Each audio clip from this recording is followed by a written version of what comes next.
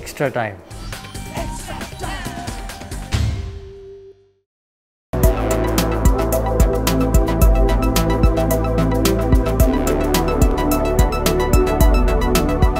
মিষ্টি কথা বাংলার নতুন মিষ্টি।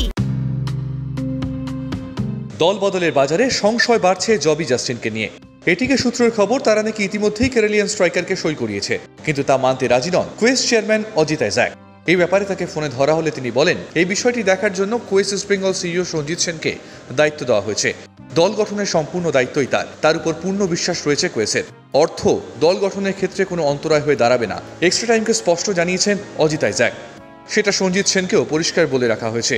দেশের সেরা দল গড়তে বদ্ধপরিকর কুয়েস। অজিত আইজ্যাক এও জানিয়েছেন, জবি তার এবং কোচ উভয়েরই অত্যন্ত পছন্দের ফুটবলার এবং তিনি চান জবি এবং সালামের মতো প্রতিশ্রুতিমান ফুটবলাররা ইস্টবেঙ্গলের থেকেই নিজেদেরকে সুপ্রতিষ্ঠিত করুক। তবে শেষ সিদ্ধান্তটা ফুটবলারদেরই, তারাই ঠিক করবেন কোথায় তারা খেলতে চান। তবে অজিত আইজ্যাক এই কথাটি বারবার স্পষ্ট করে দেন যে অর্থ দল গঠনের ক্ষেত্রে কোনো বাধা হয়ে দাঁড়াবে না। অবশ্য এই নিয়ে এখনই কিছু বলতে চাইছেন না কুয়েস ইস্ট বেঙ্গল সিইও সঞ্জিত সেন, আর মোবাইল ফোন বন্ধ রেখেছেন জবি জাস্টিন।